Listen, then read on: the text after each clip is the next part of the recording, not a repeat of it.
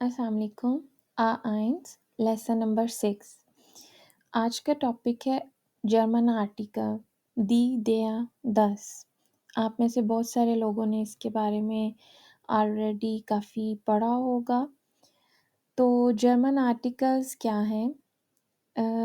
इसमें यानी जैसे हम उर्दू में भी कहते हैं, यानी मुज़क्कर है, मुअन्नस है। इसी तरीके से जर्मन के अंदर भी मुज़क्कर और मुअन्नस है, यानी अगर दिया है आर्टिकल तो वो मस्कुलाइन यानी कहते हैं कि मुज़क्कर चीज़ों के लिए, और फीमेल यानी मुअन्नस चीज़ों के लिए जो है वो दी आर्टिकल लगता है।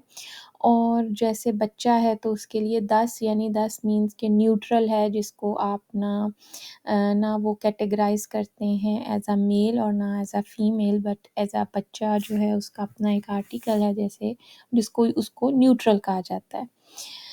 तो ये जो आर्टिकल होते हैं यानी नॉर्मली ही, शी तो या इट जो है वो इंग्लिश में भी होते हैं, लेकिन जर्मन में इन आर्टिकल को क्यों इम्पोर्टेंट हैं और क्यों हमें याद करने पड़ते हैं, तो मैं आज की वीडियो में आपको थोड़ा-सा ब्रीफ इंट्रोडक्शन ईज़ी करके बताऊँगी, ताकि आपको आसान हो जाए समझने में इन आर्टिकल का मकसद क्या है। देखिए, अब जैसे पेंसिल है, उसका आर्टिकल है देया, यानी जैसे हम उर्दू में कहते हैं, हम उर्दू में पेंसिल होती है। होती मीन्स क्या है कि अगर होता तो हम कहते कि ये हम मुज़क्कर में उसको लेके जा रहे हैं, और होती मतलब हम उसको मोनस में लेके जा रहे हैं। तो इसी तरह जर्मन में भी ये आर्टिकल का मकसद ये होता है कि आप जब वाइटा जुमले बनाते हैं, तो आपने जुमले में ये कहना है कि ये मेरी पेंसिल है या मेरा पेंसिल है, या ये मेरी ऐनक है या मेरा ऐनक है। तो अब जर्मन में इस वजह से इन आर्टिकल्स को याद करना ज़रूरी है। अब जैसे ये आपके सामने 3 चीज़ों के आर्टिकल हैं। पेंसिल को उनके लिए जर्मन लैंग्वेज में पेंसिल जो है वो एक मस्कुलाइन है चीज़, और इसलिए उसका आर्टिकल देया है। और यानी उनके लिए पेंसिल होता है, और जो ऐनक है वो ऐनक दी ब्रिल ये होती है। उर्दू में भी हम ऐनक होती ही कहते हैं कि ये मेरी ऐनक है, हम उसको फ़ेमिनिन में करते हैं। और हम उर्दू में बुक को भी किताब ये मेरी किताब है कहते हैं, लेकिन उनके लिए das Buch, बुक जो है वो एक न्यूट्रल आर्टिकल है, जो कि शायद मेरा ख़्याल है हमारी उर्दू लैंग्वेज में न्यूट्रल आर्टिकल की एग्ज़ाम्पल कम है। हो सकता है हो, अगर हो तो मुझसे ज़रूर शेयर कीजिएगा। मैं इस बारे में सोच रही थी। अच्छा, तो इसी तरीके से ये डिफ़रेंट आर्टिकल्स हैं, ठीक है? अब इनका देखें जी, एक मकसद तो ये है, जैसे आप देख सकते हैं स्क्रीन पे कि देया स्टिफ्ट है ना, अब इसका आर्टिकल है देया, देया का मतलब है ही, तो अब आगे से जब आपने कहना है मेरा पेंसिल यानी जर्मन में, तो माइन स्टिफ्ट, तुम्हारा पेंसिल दाइन स्टिफ्ट, इया स्टिफ्ट उनकी पेंसिल, ठीक है? या उन सब की। तो क्योंकि स्टिफ्ट का आर्टिकल दिया है, तो इस वजह से माइन स्टिफ्ट होगा। अब जो ब्रिले है, ऐनक हमने देखा, उसका आर्टिकल दी है, यानी ऐनक होती है, उनके लिए फेमिनिन चीज़ है। तो जो फेमिनिन है वो जैसे हम मेरा और मेरी उर्दू में करते हैं ना, इसी तरह माइन एंड माइने आखिर में ई लग गया, ठीक है? माइन एंड माइने। तो मायने ब्रिला मेरी ऐनक, ठीक है? दाहिने ब्रिले यानी दाइन के आखिर में ई लग गया, दाहिने तुम्हारी यानी छोटी जे की जैसे हमने आवाज़ निकालनी है। ईरे उनकी, उनका नहीं उनकी, ठीक है? तो ये फ़र्क है, ये आर्टिकल इसलिए ये ऐसे ही हैं जैसे हमने उर्दू में हम बोलते हैं।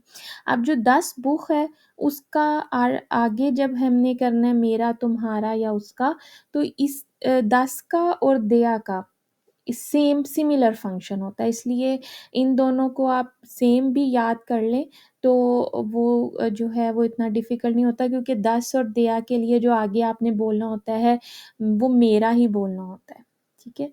अब जो है वो जैसे एक और एक्सरसाइज़ हम देखते हैं यहाँ पे। दे जैसे ये 3 चीज़ें हैं, एक द्रुका, प्रिंटर को कहते हैं, थाश, बैग, ऑटो, अ, कार को, ठीक है? तो अब द्रुका जो है वो देयाद्रुका है, ठीक है? तो देयाद्रुका और ठाशे जो है वो दीद्रुका है, सॉरी दीठाशे है, और ऑटो जो है वो दस ऑटो यानी न्यूट्रल है। अब अगर हमने कहना है एक द्रुका, तो आइन द्रुका, क्योंकि आइन लेकिन जो बैग है वो एक है, तो उसके आखिर में ई आ गया, यानी वही जैसे हम कह रहे हैं ना, लेकिन हम उर्दू में एक बैग हो या एक द्रुका हो या एक ऑटो हम सेम ही कहेंगे, लेकिन इनके लिए फिर हर जगह पे वो ई का इज़ाफ़ा होता है, जिससे पता चलता है कि इसका आर्टिकल फ़ेमिनिन है, ये मस्कुलाइन है, यानी वो जर्मन जो है वो हर जगह न्यूट्रल, फेमिनिन और मस्कुलाइन अपनी लैंग्वेज में उसको एक्सप्लेन कर रहे हैं, ठीक है? अब आइंद्रुका है, लेकिन ठाशे के लिए वही आईने, आखिर में ई आ गया, और ऑटो जैसे मैंने पहले भी बताया कि मस्कुलाइन और न्यूट्रल, दया और दस की जो फर्दर फॉर्म्स होती हैं आर्टिकल्स की, यानी जो उन वो सेम ही हैं, यानी उनके लिए आइन द्रुका भी है, आइन ऑटो भी है, तो इसलिए आपको इस तरह याद करने में आसानी होगी। अब खाइन लफ़्ज़ होता है कोई नहीं है, यानी मेरे पास कोई द्रुका नहीं है, मेरे पास कोई प्रिंटर नहीं है। तो काइन द्रुका, लेकिन ठाशे के आगे वही काइन के एंड पे ई लग गया, खाइने ठाशे, ठीक है? अब वो ई बता रहा है कि बैग जो है वो फेमिनिन है, और जो ऑटो है वो खाइन ऑटो बन गई, ठीक है?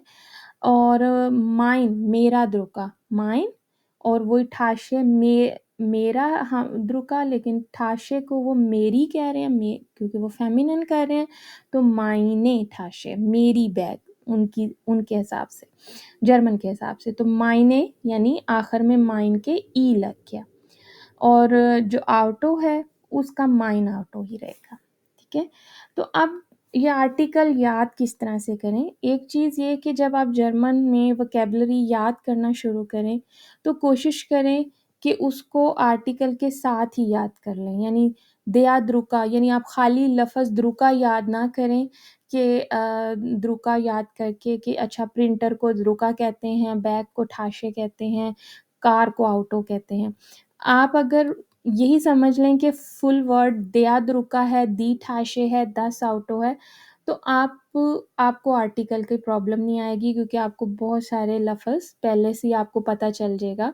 जैसे हम उर्दू में किसी भी चीज़ को याद नहीं करते, उसका कोई रूल या रेगुलेशन नहीं होता कि हम मेज़ कभी मेज़ होती है या मेज़ होता है, कुछ लोग बोलते हैं, कुर्सी होती है, ठीक है? हम उसको फेमिनिन में करते हैं। तो हमारे लिए बुक भी होती है, ऐनक भी होती है, दरवाज़ा होता है, तो उसका कोई आप रूल एंड रेगुलेशन नहीं होते ख़ास। तो इसी जैसे हम उसको ऑटोमेटिकली अपनी लाइफ़ में क्योंकि वो हमारी मदर टंग है, हम उसको सीख लेते हैं। तो इसी तरीके से जर्मन में भी इनका कोई एज़ सच पेट रेगुलेशन नहीं है कि ये क्यों द्रुका को होता दया कहते हैं, ठाशे दी क्यों हैं और ऑटो दस क्यों हैं, ठीक है? वो एक लैंग्वेज है, उसके एक रूल है। तो एक चीज़ जो इसको याद करने के लिए है, वो तो ये है कि जब भी चीज़ें जो यानी आप टिप्स कह लें कि जो भी चीज़ जमा में हो जाएगी, यानी अगर एक पेंसिल है तो उसका आर्टिकल दया था, लेकिन जब बहुत सारी पेंसिलें हो जाएँगी तो वो दी स्टिफ्टे हो जाएगी। तो जमा में हमेशा हर चीज़ का आर्टिकल जर्मन में दी हो जाता है। तो यानी वो फिर मेरी पेंसिलें, meine Stifte, deine Stifte, ihre, और देखिए आप स्टिफ्ट के स्पेलिंग में भी देखें आखिर में ई लग गया है ना? तो ई का इज़ाफ़ा हो गया और ये चीज़ बता रही है कि ये जमा में है। तो यानी अगर आपने एक चीज़ की बात करनी है तो फिर उसमें आप को बोलना पड़ता है वो वाला आर्टिकल याद, क्योंकि देखिए जैसे उर्दू में हम जुमला बना रहे हैं, तो आर्टिकल में हम अगर कहेंगे कि दरवाज़ा होती है, ठीक है? हम उर्दू बोल रहे हैं, तो हम भी अगर कोई नया पर्सन उर्दू जल्दी नया नहीं सीख रहा है, तो या बच्चा सीखता है तो वो अक्सर जेंडर को मिक्स करता है, तो वो कहे अगर कि ये दरवाज़ा होती है, ठीक है? तो हम उसको गलत कहेंगे। तो अगर हम वो दरवाज़ा जो है वो बंद होता है, हो गया है, तो ये चीज़ जो है वो सही जुमला बनता है। तो इसीलिए जर्मन में भी इन आर्टिकल को याद करना ज़रूरी है, तभी जुमला सही बनता है। तो एक चीज़ तो ये है कि जी जब जमा में चीज़ें हैं तो कुछ भी हो, चाहे वो जमा में लोग हों, जमा में बच्चे हों, औरतें हों, मर्द हों, या कोई भी किताब हो, ऐनकें हों, वो सब चीज़ें जमा में आर्टिकल दी में चली जाती हैं। सिर्फ़ जो सिंगल चीज़ है उसमें हमें उस यानी जुमले बनाते वक़्त उस आर्टिकल का स्पेशल ध्यान रखना पड़ता है कि हमने माइन स्टिफ्टे कहना है या माइने कहना है, ठीक है? ओके, अच्छा एक कुछ और टिप्स हैं जो 70% काम करती हैं टिप्स, दी, दिया, दस आर्टिकल को याद करने में। जैसे ये देख रहे हैं आप, तो अगर कोई भी नाम जो है स्पेलिंग जो है, जैसे वो दी की टिप ये है कि अगर उसके आखिर में यूएनजी आता है, यानी मैं इंग्लिश में इसलिए बोल रही हूँ ताकि आपको समझने में आसानी हो। तो यूएनजी अगर स्पेलिंग आखिर में आ रहे होंगे, तो उसका आर्टिकल जो है वो बहुत 70% चांस है कि वो मोर देन 70% कि वो दी आर्टिकल होगा, ठीक है? जैसे दी ज़ाइटुंग, यानी अखबार जो होती है ज़ाइटुंग, वो अखबार होती है, हम उर्दू में भी में कभी अखबार होती भी कहते हैं। आई थिंक हमारे भी वो टाइम के साथ क्यों चेंजिंग आ जाती हैं लैंग्वेजेज़ में, या आप सबको पता है कि टाइम के साथ-साथ हम जो है वो एक लफ़्ज़ जो है वो कॉमन हो जाता है अगर वो उर्दू में गलत हो भी तो। तो इसी तरह जैसे अब ज़ाइटुंग है, उनके लिए जर्मन के लिए दी ज़ाइटुंग जो है वो अखबार, अब यूएनजी आखिर में आ गया तो इसका मतलब है कि अगर आपको ना पता हो तो ऐसे स्पेलिंग जहाँ पे भी आप देखें कि अच्छा इसके आखिर में यूएनजी आ रहा है, आईई आ रहा है या ईआई आ रहा है, या जैसे खाइट आ रहा है, ठेटिशखाइट, सी ऑन आ रहा है यानी शोनहाइट, या सॉरी इन्फॉर्मेशन तो नाउन नहीं है, शोनहाइट आ रहा है।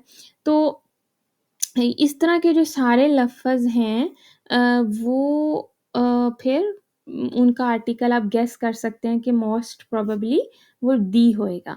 और देयर जो है वो जैसे और लिंग यानी जैसे देयर जनरेटर, फ्रूलिंग, होनिंग, यानी होनिंग शहद है, तो आखिर में आईजी आ रहा है, तो इस मीन के इसका मोस्ट शहद जो है वो होता है। यानी दे आर्टिकल है जर्मन में। इसी तरह 10 जो है वो 10 मेछन, ठीक है? गर्ल को कहते हैं मेछन, तो मेछन CHEN आखिर में आ रहा है तो इसका मतलब है कि जिन स्पेलिंग के आखिर में CHEN है तो उसका 10 होगा। तो ये एक छोटी-सी टिप है जो 70% मोर देन 70% काम करती है। तो लेकिन बेस्ट यही है कि जब आप एक वर्ड को याद करें तो उसके साथ यानी वोकैब्युलरी आप जर्मन की याद कर रहे हों तो उसको फुल एक वर्ड के साथ ही यानी आर्टिकल के साथ ही याद करें, ताकि वो फिर आपको नेक्स्ट जुमले बनाने में आसानी होगी। आई होप आपको वीडियो पसंद आई होगी। Thank you so much for your support. See you in next video.